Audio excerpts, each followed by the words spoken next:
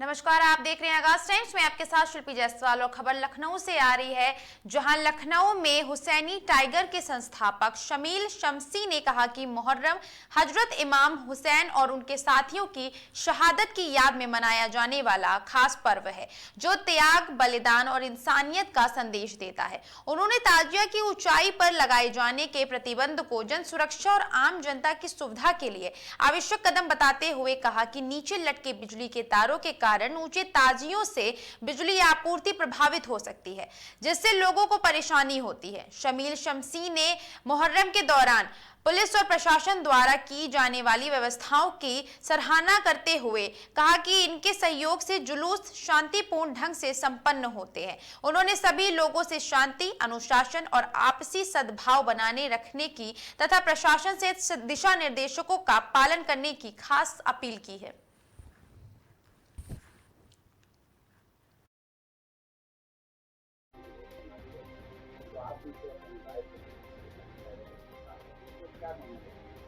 देखिए, ये जब मुहर्रम जब से गर्मियों में पड़ रहा है तब से ये दिक्कत आ रही है, क्योंकि जो ऊंचे ताजिए होते थे उनके लिए तार काटने पड़ते थे और कई कई घंटे के लिए लाइट जो थी वो प्रभावित हो जाती थी क्षेत्रों में। तो सबसे बड़ी चीज़ ये है, जो हुसैनियत का पैगाम है वो ये है कि कभी किसी को तकलीफ नहीं देनी है, अपनी अज़ादारी से, अपनी इबादत से या अपने तौर तरीक़ों से कभी किसी को परेशान नहीं करना है।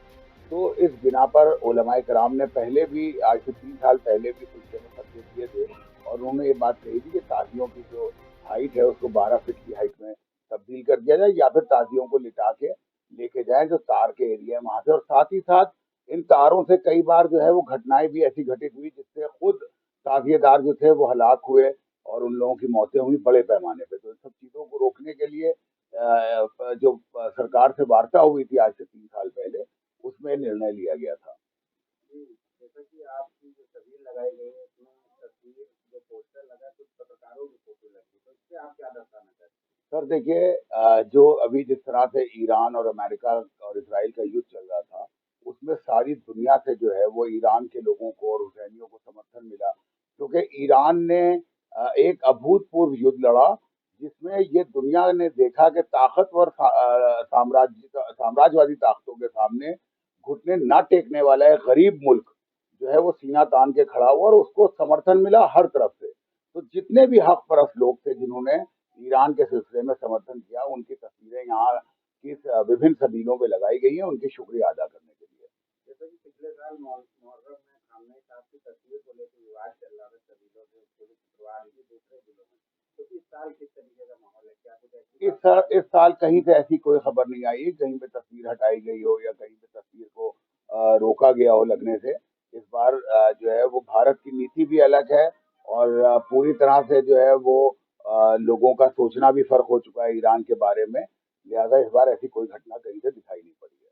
जी, आवाम से क्या मैसेज देना चाहेंगे मुहर्रम को लेकर? आवाम से मैसेज ये देना चाहेंगे कि दुनिया भर की जो ताकतें हैं, जो साम्राज्यवादी ताकतें हैं, उन लोगों से हमारी लड़ाई है और वो तरह तरह के षड्यंत्र रचेंगी आपको लड़वाने में, आपस में लड़वाने में।